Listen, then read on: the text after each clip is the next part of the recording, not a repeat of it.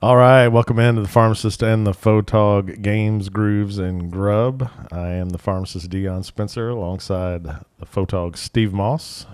And much like our Kentucky Wildcats, Steve Moss has advanced to the second round of battling a kidney stone. This is one I'm really hoping you win. You have no idea, and I posted something on social media, I don't know, Thursday or Friday, and I'm like, for all of you who have endured the pain and agony of having a kidney stone, my eternal respect. It is absolutely the worst. My doctor said it's the equivalent of either giving natural childbirth, which I'll never experience, and hopefully I'll never experience a gunshot wound. Yeah, it's brutal. It's nuts. I don't. So, definitely got my fluids just in case. Yeah. All right. Well, we'll. So speaking of making it to the second weekend, last week we talked about what would be a successful season for the Cats. We addressed my friend Brian's question, and you and I both, and my friend Brian as well, said, I just hope we make it to the Sweet 16. And you and I kind of agreed on that point. And here we are. You can't argue with what they've done. To me, it's been a business-like approach. They took care of Troy. Otega-Owe continuing his good play, despite Lamont Butler going out there and throwing up a goose egg. But then they come back against Illinois, and I thought Butler was spectacular. Yeah. But again, it was more of they took care of business, which is kind of what you hope to see at this point of the season. Illinois would make a run and cut the lead, but then Kentucky would ease back out, and it was kind of like that all night. And that to me is just a good sign that team is headed in the right direction. Tough assignment coming up against Tennessee. It's tough. We've talked about this before. It's tough to beat a team 3 times in one season, but you like their chances. I do. I think we're in their head at this point. And it very well could be. Tennessee has never made a Final Four. They'd have to go through Kentucky to get there. Yeah. It's just there's a lot of interesting dynamics about that matchup. I was looking at some numbers before I came over here. Kentucky is 5-0-1 in their last 6 games against the spread that they were an underdog. And we are a slight underdog. And Tennessee will be a favorite, obviously, because they're a higher seed. Yeah. Tennessee is 5-10 in the NCAA tournament in their last 15 games when they've been the favorites. So, whatever that means, it looks like Kentucky's going to – I think Kentucky will play well. Do I think they'll win? I don't know. I think this game is going to go down to the last minute of the game. Yeah. I mean, I agree. I think there's a lot of factors when you look at this matchup. One, we came out against Illinois, and the defensive intensity was pretty amazing. It was. Maybe unlike anything we've seen all season, which was good. We didn't have Owe did go to the bench early with 2 fouls, but for the most part, I felt like the officials let them play, which I think is key for Kentucky to be able to beat Tennessee again. I think you needed a little bit of a loose whistle there. And we've got to make shots, which we did against Illinois. Going into that game, I had heard some people say that Illinois was prone to turn the ball over, and we proved that with the defense we played. They turned it over quite a bit, and Kentucky capitalized on that. So, they were – other than the fact that we couldn't make layups, we were 14. This team has had a problem all year with one-footers. We've talked about this We were ad nauseum. 14 for 25 on the stat is field goals at the rim. I'm not sure what perimeter they use, but basically you look at it as a gimme. But we missed 11, and I think Amari was responsible for most of those. Well, and I know you have talked about it. You have texted me many times, like, dunk the ball. Yeah. But I saw more people last game tweeting that or putting that on social media, like, what is he doing? Why is he trying to finesse a layup when you're 7 foot? Yeah. You know, tear the damn rim off the Right. off the And backboard. they said he tweaked his back, Well, okay. in the first I don't know if it was during the Troy game or prior to the Troy game. At least, and this could be just, and I could totally see him doing this. It could be Coach Pope just kind of trying to cover his guy a little bit. Now I did see him on the bench at one point during the Illinois game with a wrap on. So who knows? But still, I'm like, dude, you're 7 foot tall. Obviously, on those back-to-back fast breaks against Illinois, he hammered it down, and his elbow was above the rim. So, he could jump for sure. But that's my only complaint about that game was, and it wasn't just him, but we did miss some layups that you're just like, man, you got to make those. Yeah, I thought everyone who played contributed. Yeah, that was a key. Even Colin Chandler, who I picked on all year, he came in and he was pretty steady. Yeah, made shots, played D, stayed in front of his guy. So and Brea, when Illinois did cut the lead at one point there in the second half, Brea he pulled an Otega away, put the team on his shoulders for a 10-point stretch, and just really, I felt like he kind of turned the tide a little bit there. But he was making shots in the lane. He was making shots from the perimeter. He was very steady. Maybe it's one of those moments where he takes another step at the right time of the season. And maybe he's made a little money there. Who knows? Yeah. I mean, that's very possible. Just to reiterate what you're saying, guys stepping up and making things happen. Owe was his typical self, and even Amari missing the layups, he still had 8 points, 10 boards, and 6 assists. So, doing his thing for sure. Carr, I thought, even though he only scored 4 points, man, his game was so much more than what showed up in the box score. Yeah. That dude was impressive because his defense, even just little things, if it wasn't a block shot, he disrupted a lot of stuff. So he was kind of a glue guy. Yeah. A steadying force where, all the other guys were having some of their best days, and he's just making sure that he doesn't hurt you. Yeah. So it was impressive to watch. Like I said, the defense was key. I think we're going to need a lot more of that on Friday night. We're recording this on a Tuesday prior to the Sweet 16 games kicking off Thursday night. But yeah, we need that D to step up in much the same way that it did against Illinois. I mean, created 14 turnovers with 26 points off those turnovers. So that's, they've always said defense wins championships, and at least defense got us to the Sweet 16. Well, yeah, and I've always thought that guards get you there, yeah. And it's a good sign that Lamont Butler he had a great game last time out. Kobe Brea, it's like you can almost see that the consistency now is starting to it's there. I think there's a confidence too with the guys. They believe in each other. Sure. We've had a handful of teams like that at Kentucky over the years where you feel like there's a genuine, excitement amongst the team when they see their teammates playing well. They seem to get pumped up for each other, which is good to see them share the ball and score and just do everything they need to do. Cool stat, and I know you saw this, was Kentucky became the first Sweet 16 team ever that returned 0 points from its previous squad. Yeah, I did see that. That's pretty amazing. There were several people to point out, like, we're in an era of NIL, so that may be broken next year. Who knows? True, absolutely, and but to your point, we've talked about this before too. What Mark Pope has done, throwing this team together in a short period of time, going out and trying to get some chemistry between these guys in a short period of time.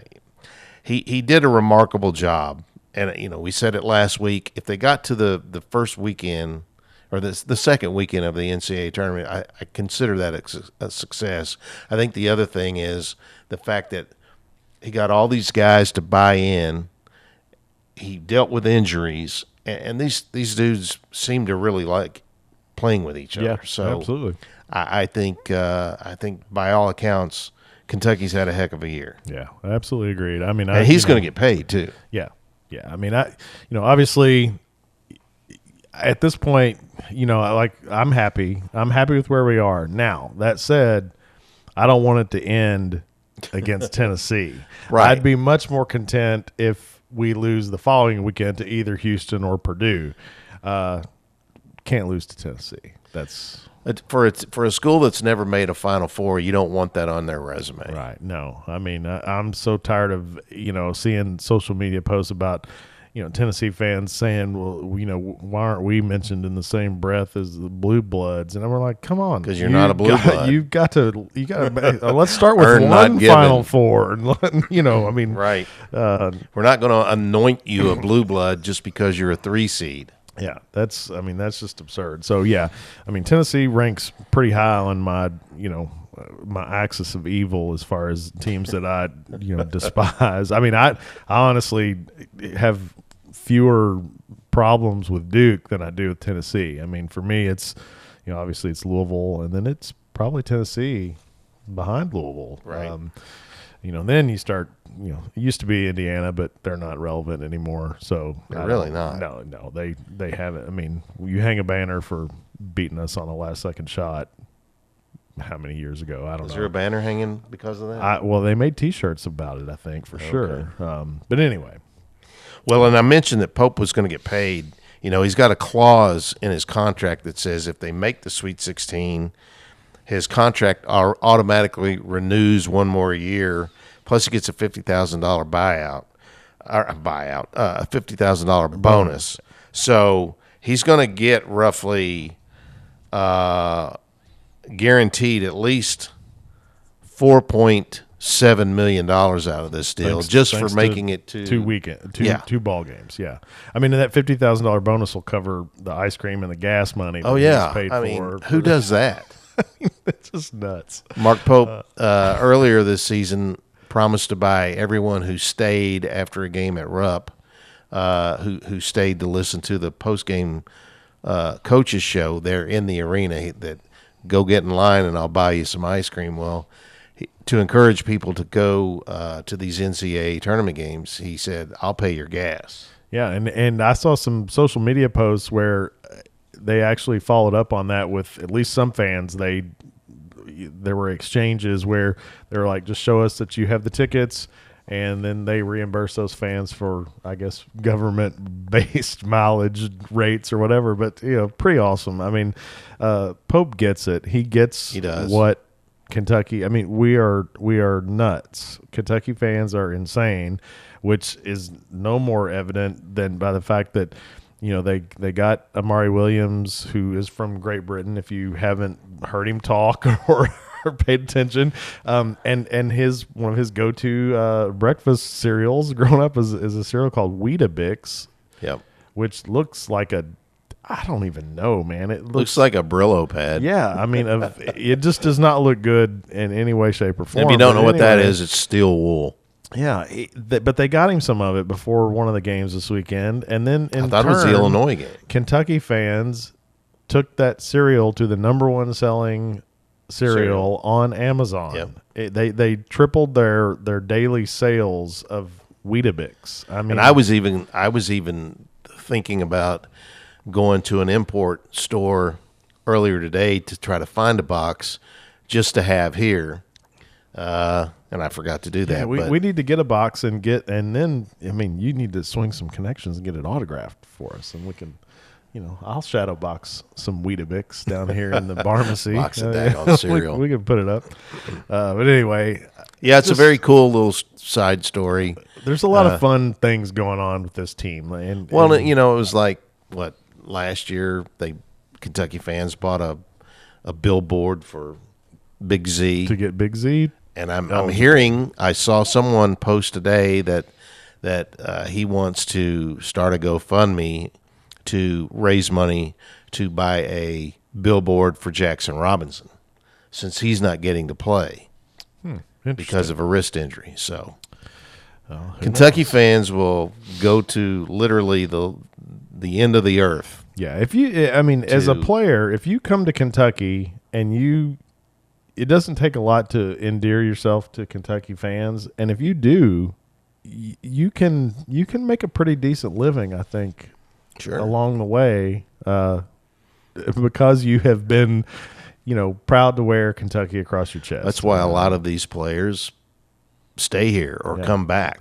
because they know the fans. Well, they've all said to a person, like when you don't get that adulation and you don't hear the cheering anymore, you miss it.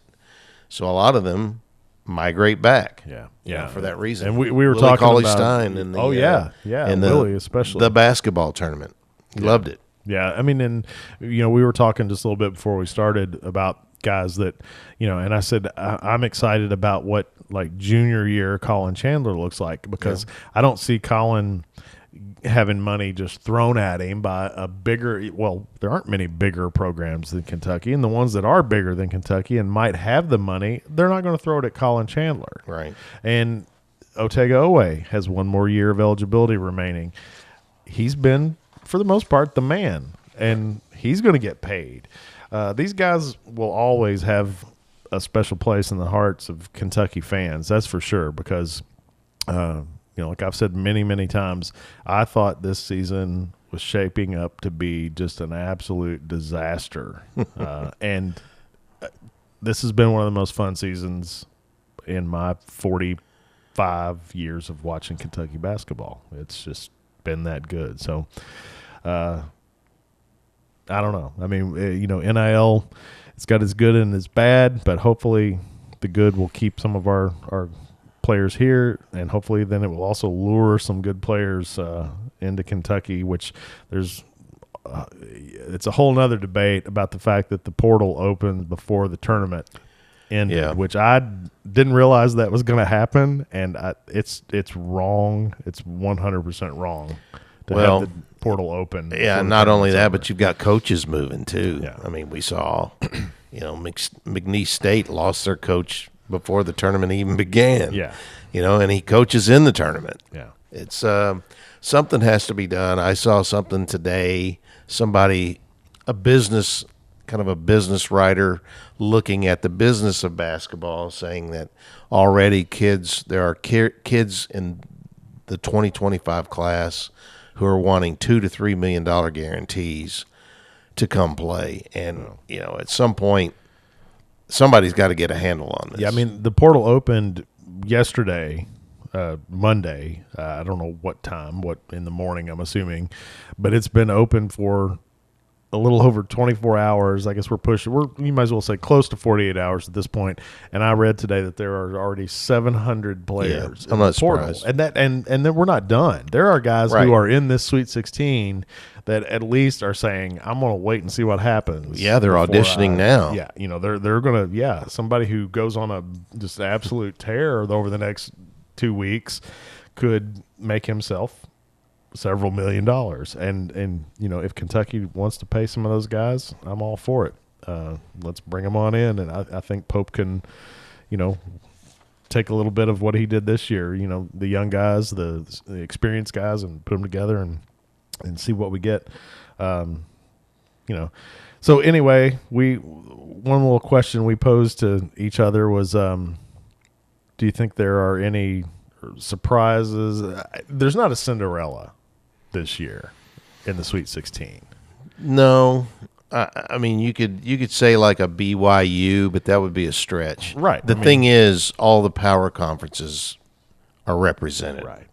That's the thing. I mean, obviously the SEC has 7 of the 16, but then, the Big 12, the Big 10, I think have 4 each. Right. I mean, to me, the biggest surprise would be the ACC only has Duke left. Right. Which, on the flip side, you could say, well, that's not surprising at all. If you watched they're not very good. Basketball that league this is year. Not good. I saw a tweet. A friend tweeted out the fact that Duke was making everybody look like church league, and somebody said, well, that's appropriate because that's all they've played all season was church league. I mean, and when they played somebody good like Kentucky, they got beat. I mean, you had mentioned Arkansas as a possible Cinderella. That would be my biggest surprise. They started out 0-5 in the league, and then there are all the questions surrounding Calipari and can he win? Can he win a game in the NCAA tournament? Yeah, I suppose they're a 10 seed, so they're as good as a Cinderella as anyone. Right. I mean, that's the closest we've got this year, I think, to a Cinderella. I think midnight's coming though for them. I would agree. I don't know that it's not going to be against Texas Tech. I don't think. I honestly, and he's doing all of it without his best player. Well, but I saw that he's going to play. Oh well. Okay. They said Thero's going to play next game. So, so they are going to be at full strength, legitimately for the first time all season, because back when Thero and Boogie were both playing, they didn't have John L. Davis. I don't think he was out at that point. So this will be the first time. And I read something today that said there's no tape on the Arkansas team that's going to hit the floor because they haven't played together. That's cool. So it just depends on what kind of chip they've got on their shoulder at this point. But yeah, I think they're easily to me the biggest surprise of the tournament. The rest of the Sweet 16, for the most part, it's a fairly somewhat chalk bracket. Yeah, it's pretty chalky. I mean, for sure. Like you said, you got BYU in there. You've got I think is it Maryland? Maryland's a 4.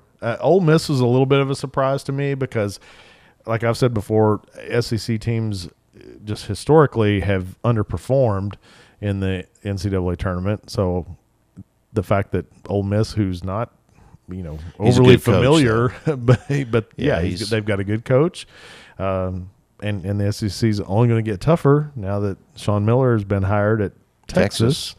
So for people who are thinking maybe this year was a one-off for the SEC, I hate to tell you, it's not. They keep dragging in, when every school in the SEC eventually has a stellar coach, I don't know what it's going to be tough to win in that league for sure. Yeah.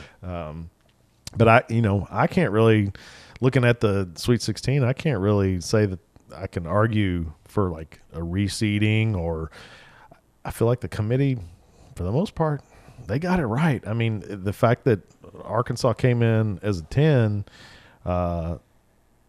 that's where they deserve. I mean, 10 might have been generous, but I'm not buying Arkansas.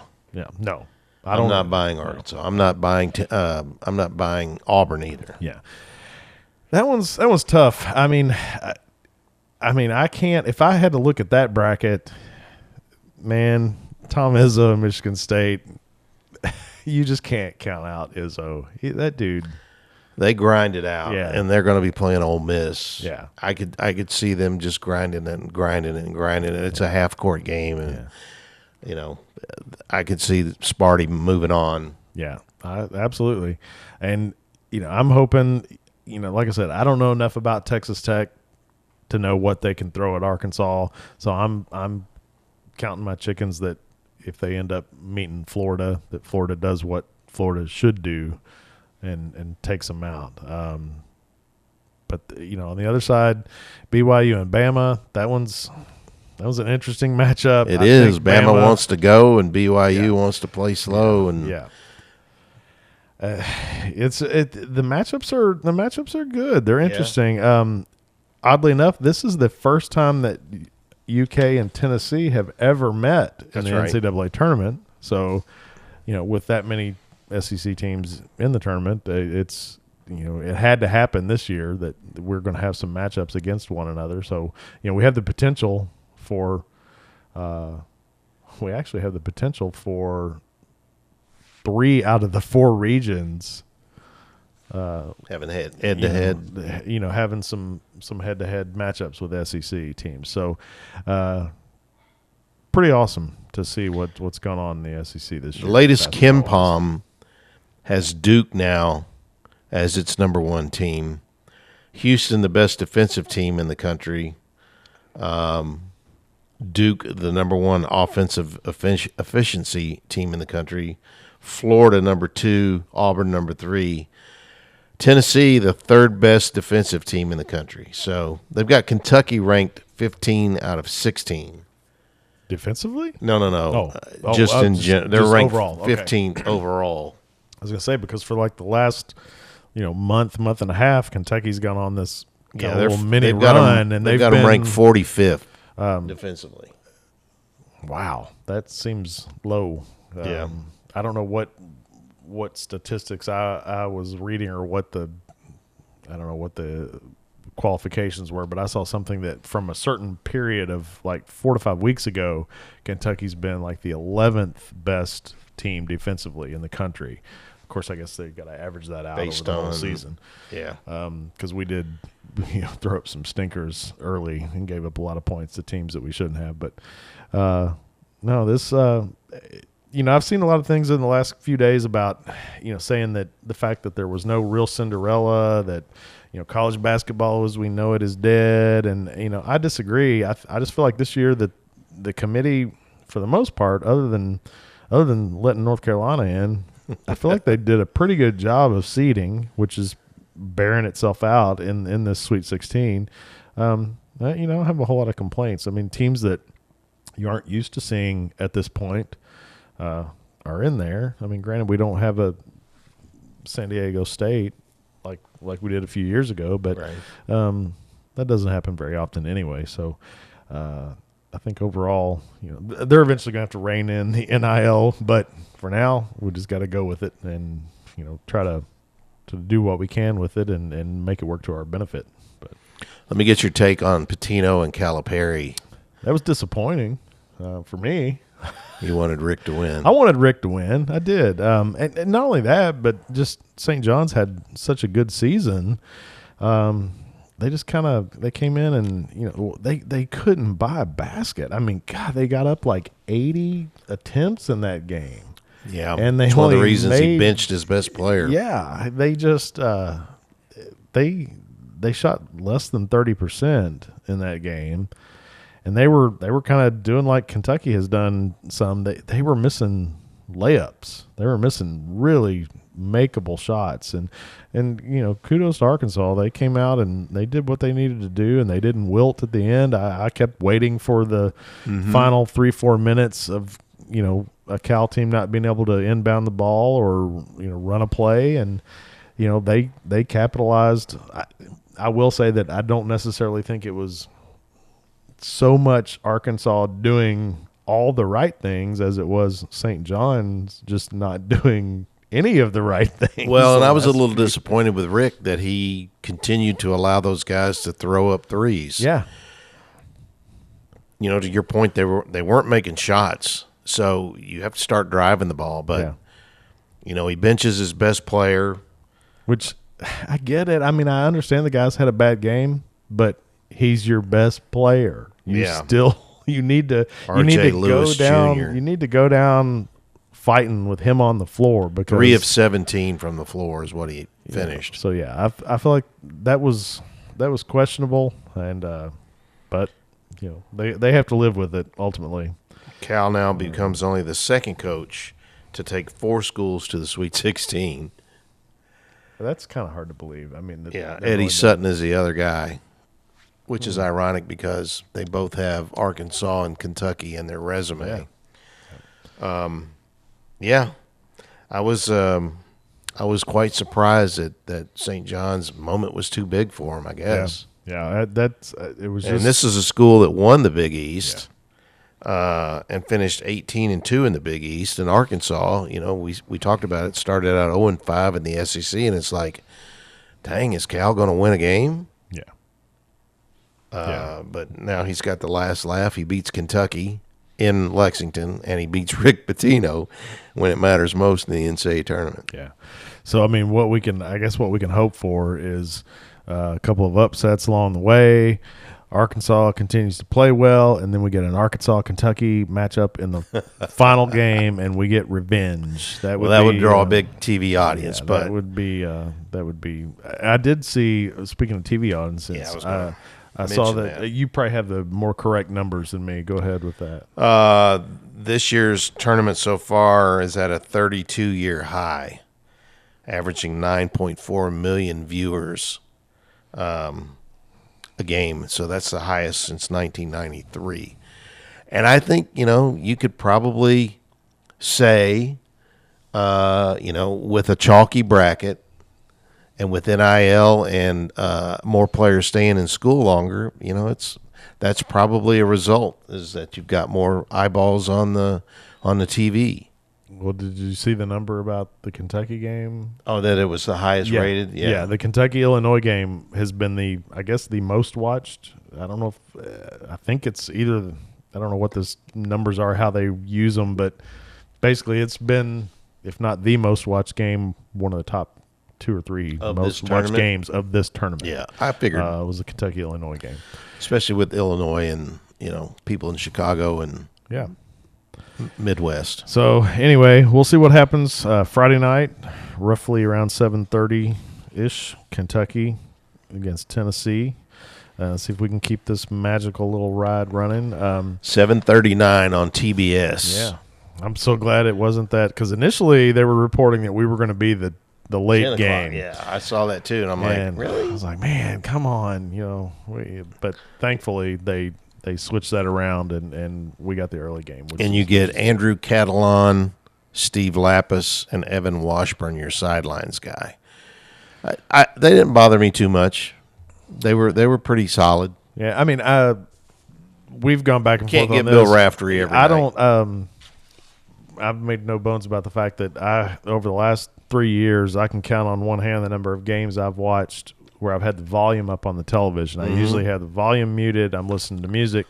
Got Scorpions on the box. But against the for the Kentucky-Illinois game, I did. My wife wanted to come down here and watch with me, and she doesn't like to do the music and watch a game thing. So I turned up the volume, and luckily, at least in my mind, we had the NBA crew of Kevin Harlan, Kevin Bonner, and Stan Van Gundy, which for my money, on NBA broadcasts, they are as good as it gets. And I thought they did a fantastic job on because sometimes you get these NBA crews that maybe haven't brushed up on the college these teams as much as they should have, but I felt like those guys, they knew their stuff, or they had really good people barking in their earpiece with the right stats at the right time. Well, Kevin Harlan, of course, he just knows when to flip that switch and turn it on. He's the guy who will, in a football game, if a squirrel gets on the field, he will call the squirrel's run. That's right. Towards the end zone. So, and Van Gundy's a former coach, so he can X and O it with the best of them, and Bonner is just a solid guy. Yeah, so I agree with you. I thought that was a good crew. I didn't mind listening to that game at all. And I even said something on social media, the fact that if I could get those guys on every Kentucky game, I would listen with the volume up more often. So, quickly, what'd you think about the Hurley outburst? Yeah, I meant to bring that up. I'm glad you did. Yeah. I think he has officially deteriorated now into public enemy number one in terms of coaches. He's starting to tread for me into that Bob Knight era. Yeah. Area. Yeah. I don't care that you can mouth off about we didn't play well or whatever. The lighting was bad or the floor was slick or the ball was flat.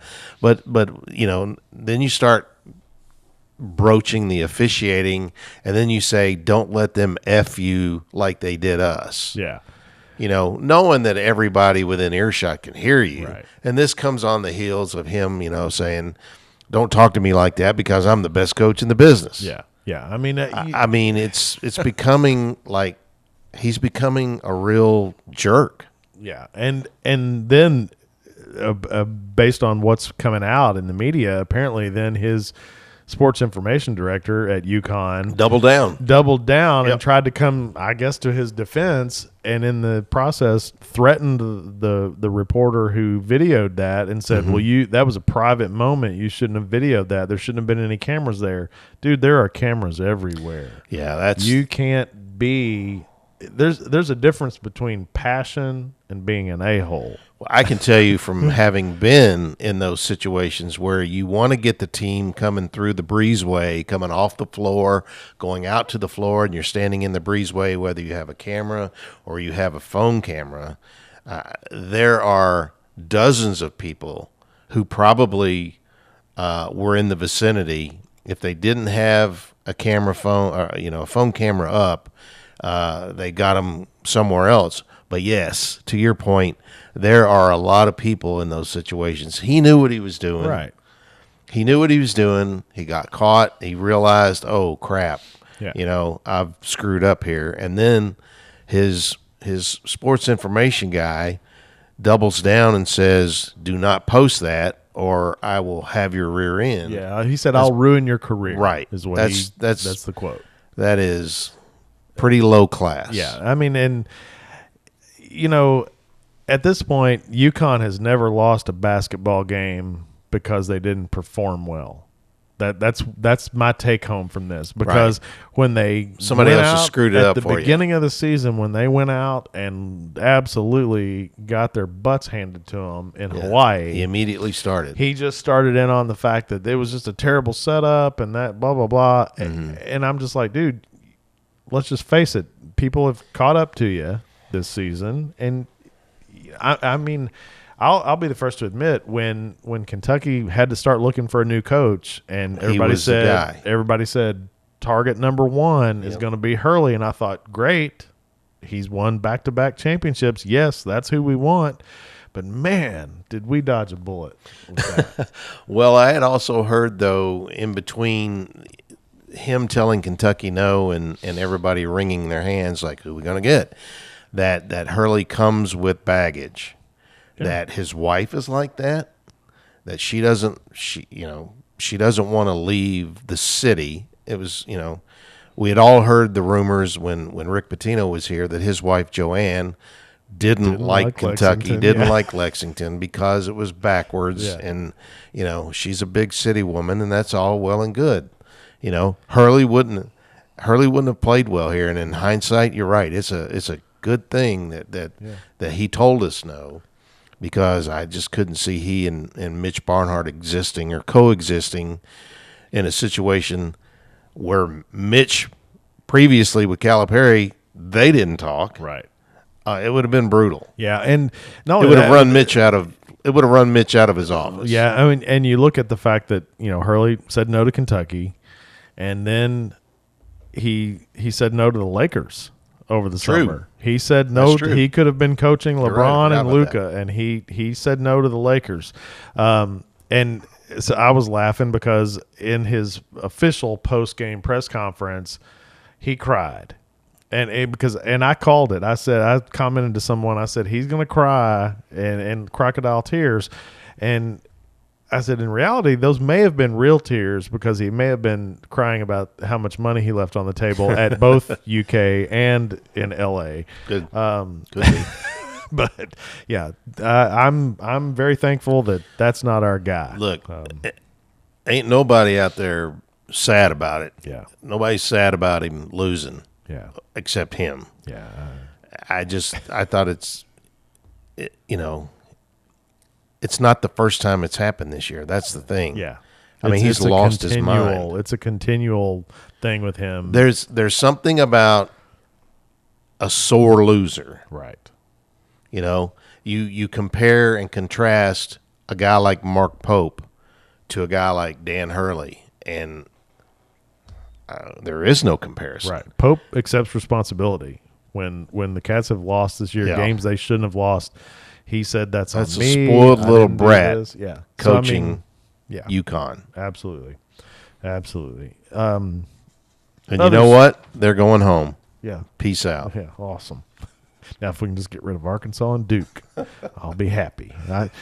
Literally, if we can get rid of those two, I'm okay with whatever might happen after that point. So Yeah. anyway, UK women lost in their second round game. Very disappointing overtime loss to Kansas State. Yep. 80-79.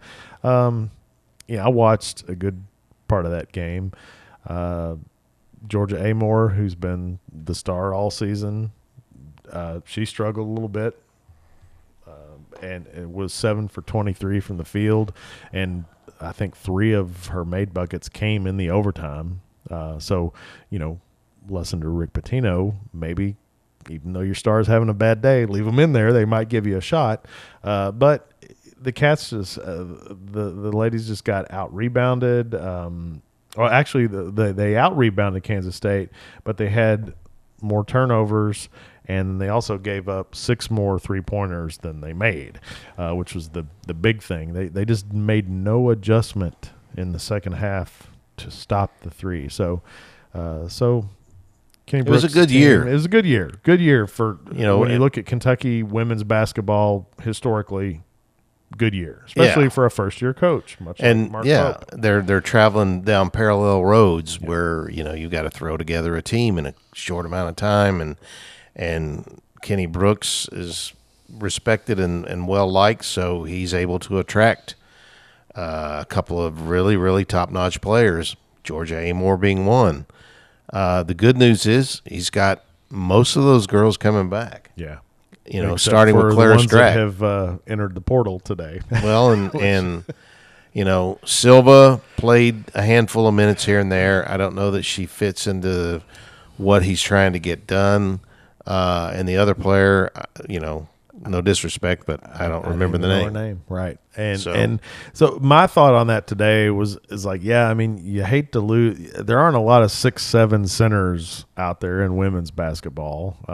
So you hate to lose Silva in that regard, but I also have She to struggles wonder, getting up and down the court. Yeah, I have to wonder though if there aren't going to be some players out there that maybe aren't 6'7", but are more effective. Yes. That are going to look at Kentucky now Yep. because of what Coach Brooks has done and what Kentucky has done this season, and ultimately, it's going to work out. Sure. And I think he's going to bring some players in that will function in his system. Much like I've got faith in what he's doing, and I think there will be players who will look at it and say, I can accomplish what I want to accomplish at Kentucky. Good season overall for them. I tried to make it through the Kansas State game, and somewhere near the end of the first half, it just became so unbearable. Oh, because you were, that's right. You were there. You were I was there working. Yeah. But the pain from a kidney stone is just a I little hate more that. intense I don't- than that environment, and I just couldn't do it. Ended up going to the ER that night. Yeah. Not It was disappointing. They just ran into a better team. Yeah. Yeah, At that point. on that given day, Yeah. Kansas State was better, and Kansas State had some experience. I mean, I think they had lost kind of a heartbreaker last season, so several of those ladies on that team, it was fresh in their minds. Sure. The disappointment. So I think they came out with some intensity, but I don't know. We'll see what happens. Hopefully, we'll have another good weekend for the Cats this week, and we'll have just a Cinderella. At that point, I would say, yes, we've got a Cinderella if the Cats can squeak out a next weekend for sure. That would exceed any and all expectations. And playing in Indianapolis, good. it's going to be wall to wall blue in there. Now, I would think Purdue fans should show up. It is Indianapolis. But Purdue is not Indiana. Yeah. If it was IU, Yeah, you'd right, have right. 3 times the number of True. fans. True.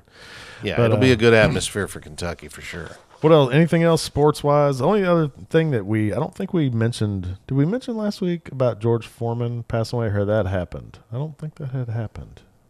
I think that happened after we recorded last week, but I think it was actually the day it of, might have been the day of. but we didn't touch on it. George Forman, Yeah, one the of the man most who named all of his kids George, George. He had like 4 sons named George. and a daughter named Georgina. Yeah. just literally one of the most legendary and lovable Yes. heavyweight boxers Yes. of all time, passed away last week. And I was kind of surprised because it was like 75, early Relatively to mid-70s. young. I mean, when you Yeah. look at things, I mean, so yeah, it was kind of surprising, just from an age standpoint. But that was sad to see because he was always such a lovable guy. And then he came back in his 40s and recaptured the heavyweight crown, and back when boxing was still, not a internet joke like it is now. Yeah. So kind of sad to see some of those legends. Yeah, pass and away. then his life took a wild turn. When he lent his name to those indoor, they're not even a grill. Yeah, it was It's just a heating fryer. unit. Yeah, Yeah. I had one. I mean, Yeah, everybody had we one. had one, And I which think is why he made a couple $100 million. Yeah, I was going to say he made $200 million just off. Yeah, you can use my name. Yeah. No problem. He did some infomercials, and Right. I don't think he had And anything he's to just do with it. he was one of those larger than life guys who everybody just enjoyed hearing talk, and obviously he was a great boxer. Yeah, That was a golden era of boxing for sure. When Absolutely. you have him and Ali and Frazier. well, it was must see TV back then. We're really showing our age. When there were 3 channels, and they actually you didn't have to pay to watch the title matches. I mean, I can remember as a kid watching legitimate boxing championships on regular TV. And yeah, you saw some of the greatest fights ever. That walked into the early years of Mike Tyson, and just a golden era, which I don't know that we'll ever see that again in boxing for No. sure. I think boxing's all but dead. Yeah, for the most part, I think you're right. I got, for me, sports as we close in on these last couple weeks of basketball, we hit kind of an area where it's kind of stale on the sports. I mean, unless you're a golf fan like me, at least we're a few Baseball weeks. Yeah. kicks off this week. Yeah, the baseball does start this week. I'm excited because as a former avid golfer, I don't play very much anymore, but we're just a few weeks away now from the Masters, which to me that's the official Start. of spring. So I always get pumped up about watching the Masters. There's something really special about that. I was fortunate enough to attend a Sunday at the Masters. It's been 25 years ago now, but it's a memory that will never ever leave me. It's unlike anything TV. When you say TV doesn't do something justice, I don't know there's any place that TV doesn't do justice more than Augusta National. There's not a blade of grass out of place. I watched a guy with a leaf blower push sand in one of the bunkers up to the very edge like he was painting a picture. Oh, that's crazy. And it's I'd always heard those stories from there. How when we get closer to the Masters, I will share a little bit of my experience there because it was really special. I'm very thankful that I got to do it, and I hope that I get to do it again someday, even for a practice round. did you do the Ryder Cup when it was at Valhalla? I did not. Okay, so see, that is my all-time favorite memory of covering any event. That event was so spectacular because you had people from all over the planet there Yeah. doing things you're told you can't do on a golf course. Yeah, at a golf tournament, right. Like jeering. Yeah. You can cheer, but now you're jeering and all of the Europeans coming over, the Swedes dressed in their traditional clothing and groups like that. It was a great week. Yeah. And I'll just remember just what a spectacular event that was. And you're going, this is the Ryder Cup, man. Yeah. And I hope, I don't know that we'll ever see it again, at least at Valhalla. No, because the, Valhalla's been sold. Right, it's been sold, so it's no longer owned by the PGA, which, as a venue for that type of event, I think Valhalla is really good. Now, Yes. as for the PGA Championship, those guys just eat it up. They shoot 20 under par, but Yeah, you're playing different golf when you're playing Ryder at the Cup. Ryder Cup, it offers all these really cool risk reward holes, and the environment's just definitely different for sure. But yeah, cool. I didn't very mean cool. to deviate, but you brought up golf and you loved the Masters. I've never stepped foot on Augusta National. We have a TV affiliate there, but they don't even allow those people on the course. That's how exclusive it is. I would, like I said, when we get closer, maybe the week before the Masters, I'll tell my story about how I ended up there, and I've always heard that the Masters during actual tournament week. I know a lot of people who have been to the Masters for the practice rounds. To get on the grounds during actual tournament round ranks up there with scoring a Super Bowl ticket as far as the two hardest tickets in sports. So as the years have gone by, I've been very it has really sunk in, what I got to see. And I even went without saying I ended up getting a pin flag. I wanted a pin flag, and because I knew that year, the year that I went was 2000. The PGA Championship, which at that point was played at the end of the season, was going to be at Valhalla in Louisville. So I thought, it'd be really cool if I could go to Valhalla and get a flag from each one of the majors and then get the champions to sign. So 2000, VJ holds off a charge from Tiger and wins at Augusta. But then Tiger goes on and wins the British and the U.S. Open by a record margin, and then ultimately wins at Valhalla. But I got closer to getting Tiger to sign those flags than I ever thought I would. So anyway, talk about that. But that's a hard autograph to get. Yeah, hard autograph to get. And I still have those flags, and I see them. I will eventually get. I'll eventually get my Tiger flags autographed. I mean, whether he's at doing a meet and greet somewhere when he's 90 years old. I was going to say at the old folks' home. I'm going to get it. But anyway. All right, sports. I think we've beat that to death. We knew that was going to take up a lot of the time tonight, so we didn't have a whole lot else planned. I did hit the record show that I talked about last week. I went up to Cincinnati, or north of Cincinnati, and hit the Plaid Room Records, which is in Loveland, Ohio.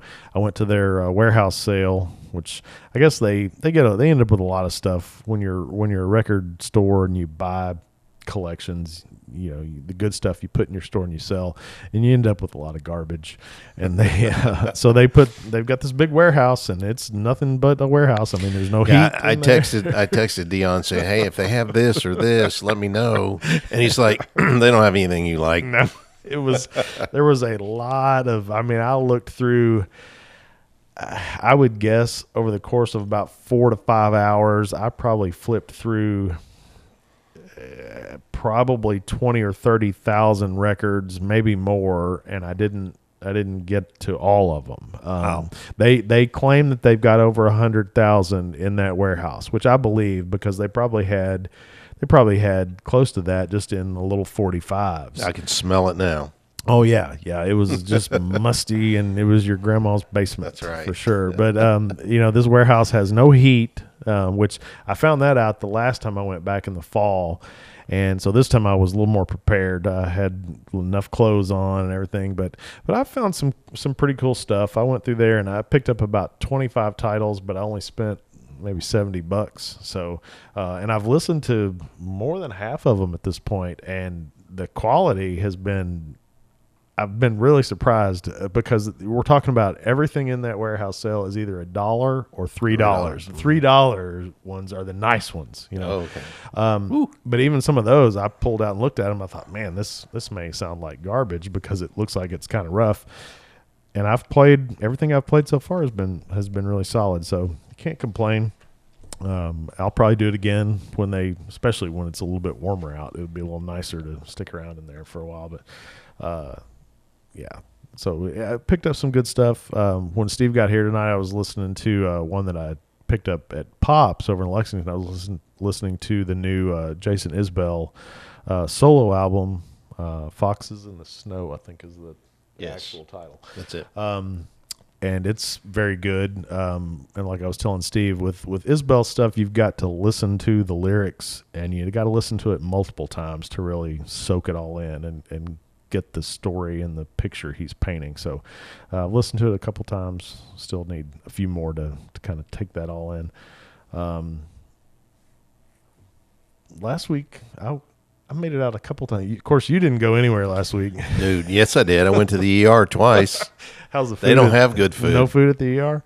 I went out a couple times last week. My wife and I went out. We hit in Lexington. We hit the Sedona Taphouse. Now, we hit the one over on Newtown, which a lot of people know that there are 2 Sedona Taphouses in Lexington.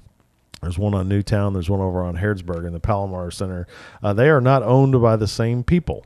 I don't know really how that works. Well, and you can tell franchise world, but yeah, the one on Newtown. I mean, I continue to go there because it's closer, much closer to Georgetown and where I live, so it's easy for my wife and I to meet over there, like after I've gotten off work. But yeah, it's just a different experience for sure. I usually have to explain to the wait staff at the Newtown location that, yes, it is happy hour now. It says so here on your website. Oh, my goodness. That kind of thing. But anyway, they've got some great deals on happy hour food. Are you serious? What's that? On the happy hour? Yeah, I've had to show them on their website. Like, that it's, look at the clock. It's happy hour. It's 4 o'clock here. This time. Yeah. So they have changed their happy hour a little bit so that it does make it more obvious that, yes, it's happy hour. But anyway, the clock on the wall would make it obvious. Yeah. But as a beer nerd, I've been in there a couple times and gotten a lot of beer. They got a lot of beer. But if you are a true beer nerd, you got to pay attention because a lot of the beer they have has been sitting there about as long as they've been there. Oh my and gosh. Some of it's really old, and I've gotten a couple of really old beers in that place. So, is that where the term skunk beer comes into play? Well, and with canned beer, you can't skunk a beer anymore because light is what skunks the beer. But if you take an IPA, I don't care if it's in a can or what, once it gets past, 6 months is the absolute tops, and that's for a big brewery like a Sierra Nevada or somebody like that. Most IPAs have a shelf life of about 3 months, and I was served an IPA once at the Sedona Taphouse on Newtown that was over 2 years old, and because I took the first sip and I immediately lifted the can up looking for a stamped date and saw that it was over 2 years old. And so, yeah, but they've got some good food. And I will say that my experience last week was probably better than what's that? And I would question that. Oh yeah. The food part of it. Well, my food this last trip was very good. Our food has always been good. Service has always been, okay. We try to go in there with the right mindset in that, hey, we're just going to sit here and chill for a little bit.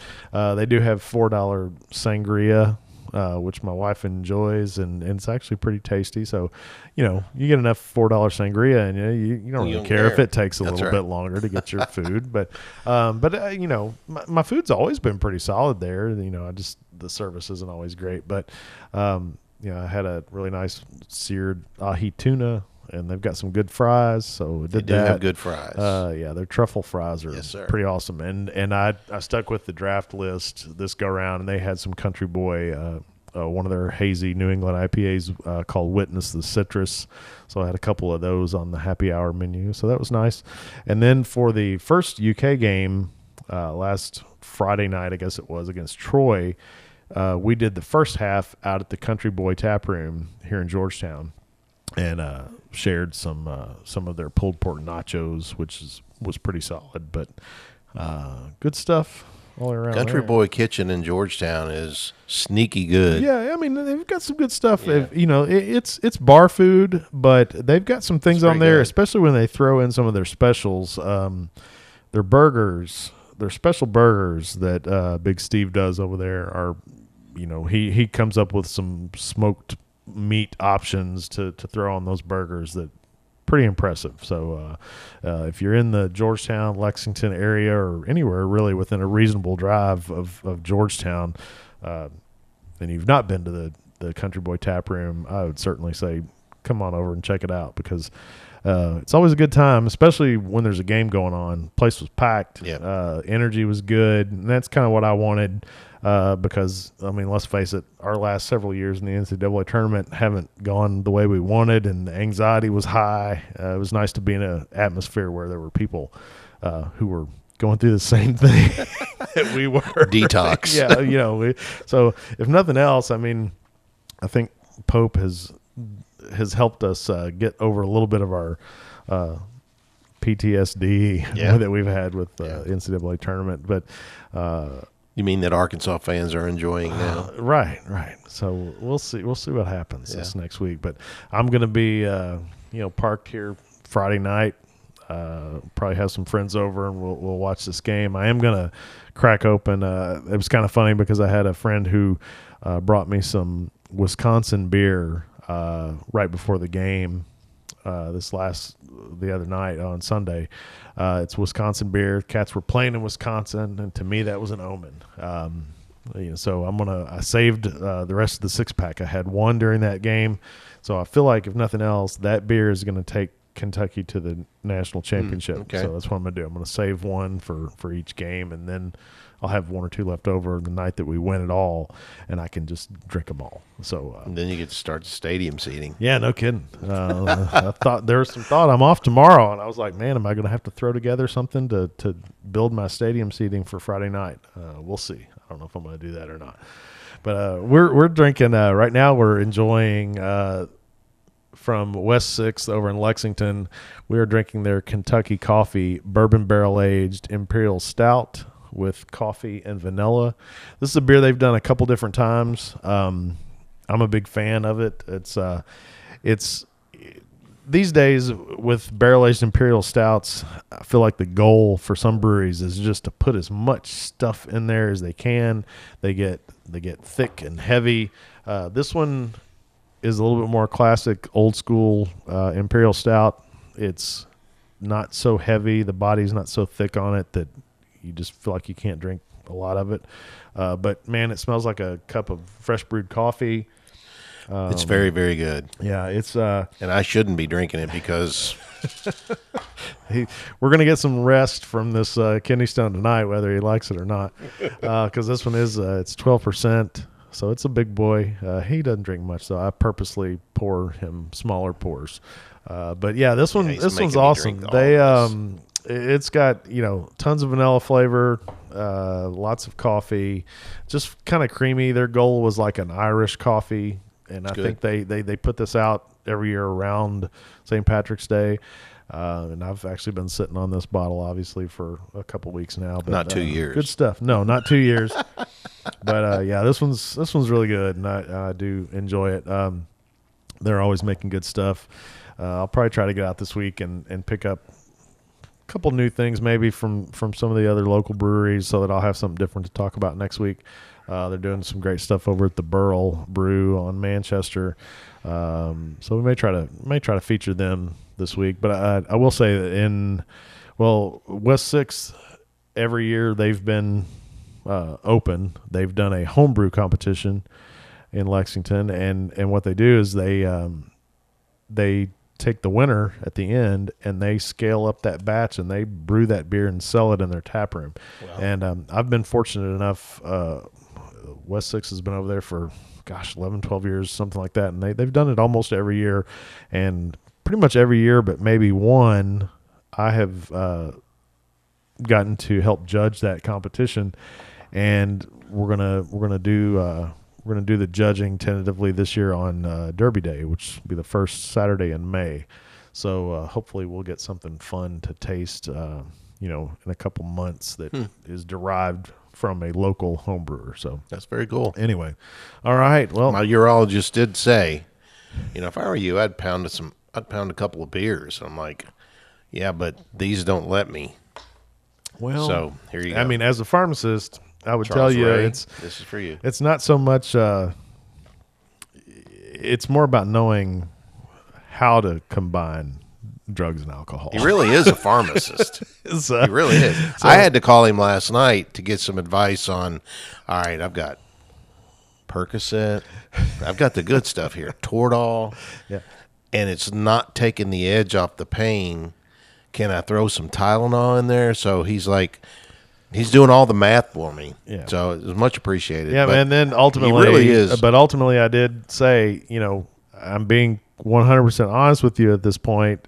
You can throw a shot of bourbon on top of this to just try to get yourself some sleep, because you got to rest at some point. So yeah, it's pretty brutal. anyway, so we're hoping by the time we meet again, Steve will have conquered the kidney stone, either by his own fortitude or mechanical intervention is what we're looking for at this point. Happen, so yeah, so we can hope so anyway. But until then, everybody, put on your blue glasses and let's cheer for the Cats against the evil Tennessee Volunteers.